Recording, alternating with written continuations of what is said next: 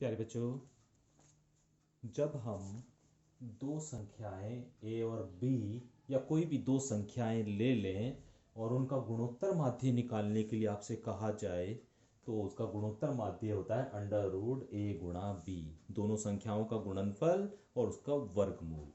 तो जब भी दो संख्याओं का आपको गुणोत्तर माध्य पूछा जाए तो उन दोनों संख्याओं के आप गुणा कीजिए और उसका वर्गमूल ले लीजिए, तो आपको गुणोत्तर माध्य पता चल जाएगा। तो इसी के आधार पर क्वेश्चन नंबर 27वां लिया है प्यारे बच्चों। n का मान ज्ञात करना है जबकि a और b का गुणोत्तर माध्य हमें दिया हुआ है।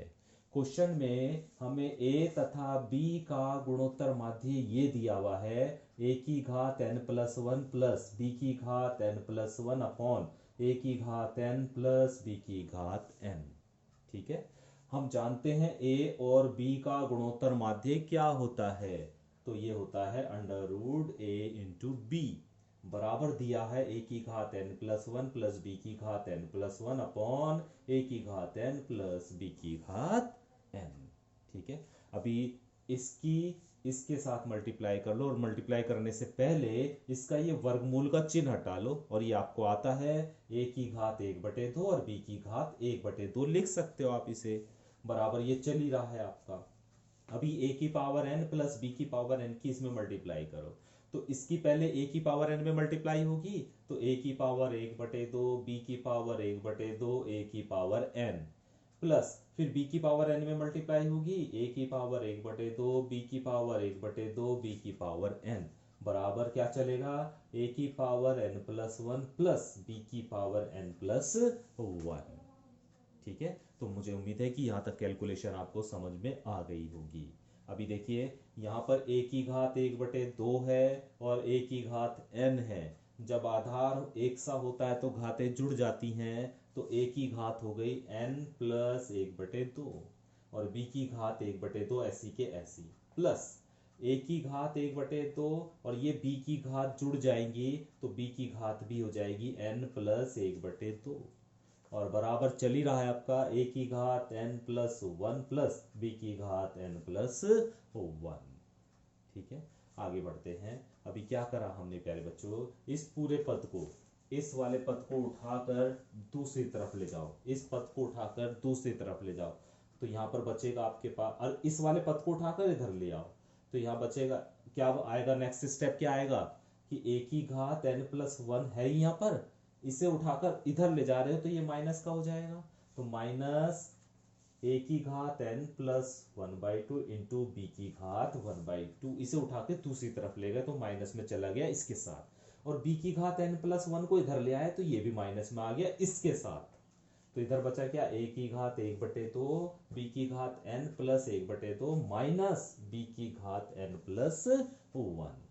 ठीक है, अभी क्या करा प्यारे बच्चों, इसमें से हमने कॉमन ले लिया, इसमें से हमने कॉमन ले लिया। क्या कॉमन लिया है, a की घात n प्लस एक बटे दो, a की घात n प्लस एक बटे दो, तो अंदर बचा a की घात एक बटे दो माइनस b की घात एक बटे दो। कैसे बचा है ये अभी बताऊंगा मैं आपको। इसी तरह यहाँ पर b की घात n plus one by two common ले लिया है तो अंदर बचा a की घात one by to minus b की घात वन बाई टू। अब क्वेश्चन ये है कि जब हमने यहां से ये कॉमन लिया है तो यहाँ पर a की घात a बाई टू कैसे बचा है ना, क्वेश्चन ये है। उसके लिए देखिए ध्यान से, a की घात n प्लस वन है, a की घात n प्लस वन है, क्या मैं इसे इस तरह लिख सकता हूं, a की घात n plus half plus half, इस वन को मैंने दो जगह तोड़ लिया है, हाफ प्लस हाफ। अब इसे कैसे लिख सकता हूं मैं, a की घात n plus one by two into a की घात वन बाई टू। इसे कैसे लिख सकता हूं, a की घात n plus one by two into a की घात वन बाई टू, क्योंकि जब आधार एक सा हो तो घातें जुड़ेंगी और जब घातें जोड़ोगे आप तो यही तो आएगा स्टेप। अभी समझ में आ गया कि a की घात n प्लस वन की जगह ये लिख सकते हैं। तो इसमें से हमने a की घात n plus one by two common अगर ले लिया तो क्या a की घात एक बटे दो नहीं बचेगा, तो वही तो बचा है यहाँ पे a की घात एक बटे दो माइनस b की घात एक बटे दो। इसी तरह यहाँ पर b की घात n प्लस वन था, तो इसी तरह हमने करा, तो उसमें से हमने जब कॉमन लिया तो वो b की घात 1/2 बचेगा।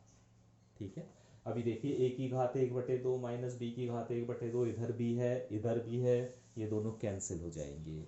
इसे उठाकर इधर ले आइए तो a/b एक साथ लगा दीजिए घात, क्योंकि घात दोनों की समान है, तो एक साथ लगा लीजिए। तो a/b और उसकी घात n+1/2, और बराबर क्या बचा जब ये इधर आ गया, 1 बचेगा। और 1 को हम क्या लिख सकते हैं, a/b की घात 0, a/b की घात 0। अब देखिए इधर भी a/b है आधार, a/b आधार है, और इधर घात है n+1/2, और इधर घात है 0, तो इसका मतलब घातें बराबर होंगी जब आधार बराबर है तो घातें क्या हो गई, n+1/2 बराबर 0। तो n की वैल्यू आ गई -1/2। यही हमें इस क्वेश्चन में ज्ञात करना था कि n की वैल्यू हमें निकालनी थी। ठीक है, तो n की वैल्यू हम निकाल सकते हैं।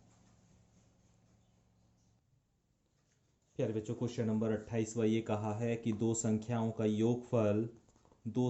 का योगफल उनके गुणोत्तर माध्य से 6 गुना है। तो हमने दो संख्याएं मान ली a और b, इनका गुणोत्तर माध्य हो गया √ab। इन दोनों, पहली शर्त क्या कही है कि दोनों संख्याओं का योगफल, दोनों संख्याएं a और b मानी है ना हमने, तो दोनों संख्याओं का योगफल इनके गुणोत्तर माध्य का 6 गुना है। तो 6 गुणा √ab समीकरण नंबर 1 हो गई है। ठीक है, तो a+b की वैल्यू हमारे पास आ गई 6√ab।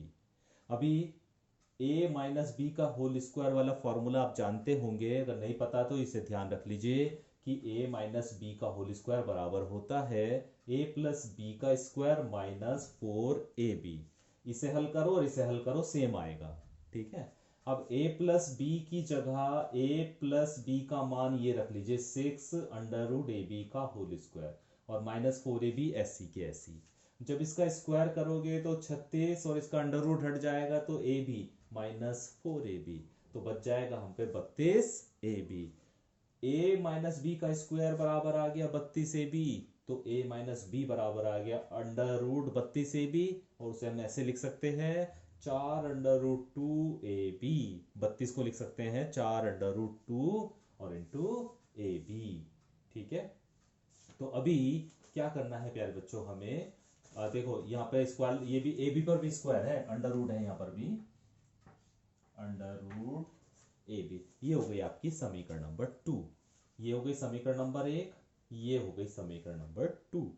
अभी समीकरण 1 और समीकरण नंबर 2 को हल करना है और a और b का मान निकालना है। तो क्या करा हमने, दोनों समीकरणों को जोड़ दिया है, दोनों समीकरणों को जोड़ दिया है। तो जब जोड़ेंगे तो प्यारे बच्चों b से b कैंसिल हो जाएगा, तो a और a जुड़ जाएगा, तो 2a इक्वल टू, जब इन दोनों को जोड़ोगे तो √ab आप कॉमन ले सकते हो, इन दोनों जोड़ने में √ab कॉमन ले सकते हो, तो अंदर क्या बचेगा 6 + 4√2, 6 + 4√2 बचेगा। यहां से आप 2 कॉमन ले सकते हो, यहाँ क्या बचेगा 3 + 2√2, तो 2 से 2 कैंसिल हो जाएगा, तो a का मान आ जाएगा √ab 3 + 2√2। तो इस तरह a का मान हमें प्राप्त हो जाएगा। अभी इस a के मान को या तो समीकरण नंबर 1 में या समीकरण नंबर 2 में रख दीजिए, तो b का मान हमें निकालना है। तो मैंने समीकरण नंबर 1 में रख दिया है, समीकरण नंबर 1 में a की जगह ये पूरी वैल्यू रख दीजिए प्लस b ऐसी, और बराबर 6√ab। अभी b का मान निकालना है, तो इस पूरे पद को उठा के दूसरी तरफ ले जाना पड़ेगा, तो माइनस में हो जाएगा ये पूरा का पूरा, और जब माइनस में हो जाएगा फिर वही बात √ab कॉमन ले लीजिए, तो क्या बचेगा 6 - 3 - 2√2।